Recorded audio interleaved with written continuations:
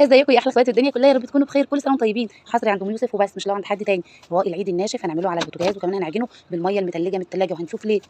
صلي ونسلم على الرسول وندخل على الفيديو على طول ونشوف هنعمل مع بعض ايه. ولو اول مره بتشوفوني اتمنى تشتركوا عندي. شايفين الجمال يا جماعه؟ تحفه. اسمعوا بقى الصوت، سامعين اللي انا سامعاه؟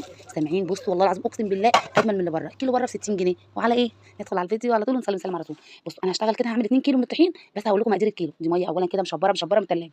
هاخد كده زي كوبايه من الطحين من ال2 كيلو دول، وهاحط هنا كده معلقه ملح صغيره، وادي الميه المشبره. لكل كيلو من الدقيق او كل كيلو من الطحين، ده اولا طحين متعدد الاستخدامات، لكل كيلو هياخد منك من كوبايتين ونص ميه ل3 كوبايات الا ربع، على حسب نوع الطحين معاكي ايه. في طحين بيشرب السوائل كلها، وفي طحين بيكون حلو يعني كده وبيجيبها من قصيرها وبياخد سوائل قليله.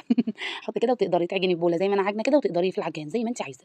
وربع معلقه ملح، يبقى كل كيلو كوبايتين ونص من الميه، الميه العاديه المعياريه دي، او المج بتاع الشاي الكبير بتاع المطبخ. كوبايتين ونص ل3 كوبايات الا ربع، يعني 2 ونص ل3 الا ربع، ربع معلقه من الملح وبس. وهتعجني بقى كده. بس هو بيحب العجين، تعجني بميه متلجه. ليه يا ام يوسف بعجن بميه متلجه؟ اولا شفتوا النتيجه في الاول رهيبه تحفه. هتشوفي دلوقتي معانا هنقرص العجينه دي او هنقطع العجينه دي قد ايه، قطعه صغيره قد ايه، وهتفرد معانا. هتعمل معانا رقاقه زي ما شفتها في الاول كده، ما شاء الله الله اكبر، حاجه حلوه قوي. الميه الساقعه بتدي العجينه عرق. الرقاق الناشف بتاع العيد بيعوز يكون مفرود جدا عشان يبقى رقيق كده زي الجلاش، فبيعوز يكون تنشطي فيه الجلوتين، فلازم تعجني وتلتي وتلتي وتعجني زي ما انا عملت كده. شربت دقيق الاول السوائل كده في البوله، ورجعت خدتها على الرخامه زي ما شفتوا كده. عجنتها حلو قوي قوي لما بقت بتمط كده وقمر. جبت طبق بقى وفيه شويه دقيق، وحطيت فيه كده العجينه بتاعتي، وهبدا اشكلها. شايفين القطعه اللي انا عاملاها قد ايه؟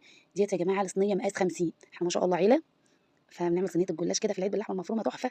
بتبقى ما شاء الله احنا عيله زي ما قلت لكم، فبنبقى عايزين كميه كبيره. بدل ما اعمل صينيتين بعمل صينيه واحده. شكلت العجينه زي ما شفتوها كده، شكلها زي ما انت عايزه على قد الصينيه الموجوده عندك. جبت كده الكوبايه من الطحين دي، حطيت عليها نص كوبايه نشا.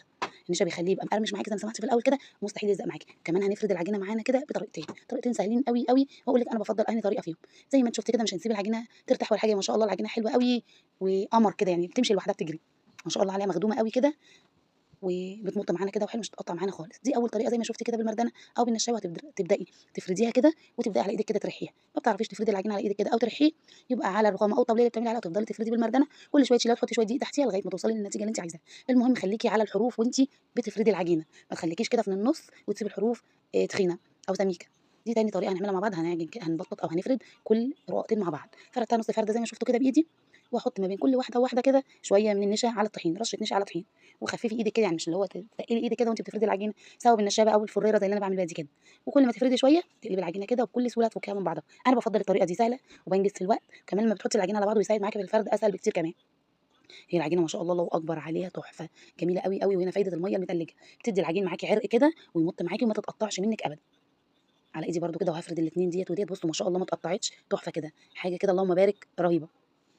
زي ما قلت لك مش هتقدري تفرديه على ايدك كده، يبقى بالنشابه او بالفريره اللي انا بعمل بيها دي كده، وهتفردي زي ما انت عايزه. جبت بقى هنا كده صينيه، بس ما شاء الله الصينيه دي كبيره وجت صغيره كمان، فاضطريت ان انا اقلل العجينه يعني شويه. حطيت الصينيه هنا على نار متوسطه، وسبتها لما سخنت خالص. بعد كده هديت النار، بيستوي معاكي على نار هاديه عشان ينشف معاكي. شايفين الحروف؟ بقول لكم بصوا الحروف وجمالها تحفه. هو ده الروايه يا جماعه، والله العظيم جربوه احسن من بتاع المحلات كمان ب 100 مره. اول ما تلاقي الحروف تبدا ترفع معاكي من على الصينيه كده، اعرفي ان انت كده شغاله صح، وكده النتيجه هتبقى معاكي الله اكبر كده 100%. تفضلي تقلبي فيها بقى زي ما انت شايفه كده. شايفين بقى النتيجه والجمال؟ تحفه. والسمك بقى بتاع الرواق جلاش، جلاش يا اخواتي، جلاش بجد رهيب جدا. هتعملي بقى بقيه الكميه بنفس النظام كده. هدي النار خالص وما تستعجليش على تسويته، لازم تسويه حلو قوي قوي. عايزه اقول لكم مجرد ان انا بسويه بس بينشف، من غير كمان ما اركنه على جنب واسيبه ينشف او حاجه. كملت الكميه كلها بقى ورجعت لكم عشان ما اغيبش عليكم واطول عليكم الفيديو اكتر من كده. ادي الكميه ما شاء الله، عامل معايا كميه حلوه قوي قوي. شايفين الرواق وجماله؟ تحفه والله العظيم تحفه. لو عملتوه مش هتبطلوا تعملوه. بره الكيلو 50 جنيه و60 جنيه، حاجه كده حلوه قوي قوي. هحفظه ازاي بقى معايا؟ في كرتونه او في صينيه. الصينيه اللي كنت بسوي عليها دي اغسلها واحطه عليها كده واغطيه فوق ثلاجه بقى، فوق ترابيزه، فوق اي حاجه، هيتحبس كده وما بيتشالش في اكياس ولا حاجه. عايزه تشيلي الكيس كبير لو عندك وماله، بس بالراحه عليه وانت بتشيليه كده وتحطيه عشان هو رقيق جدا عشان ما يتكسرش معاكي.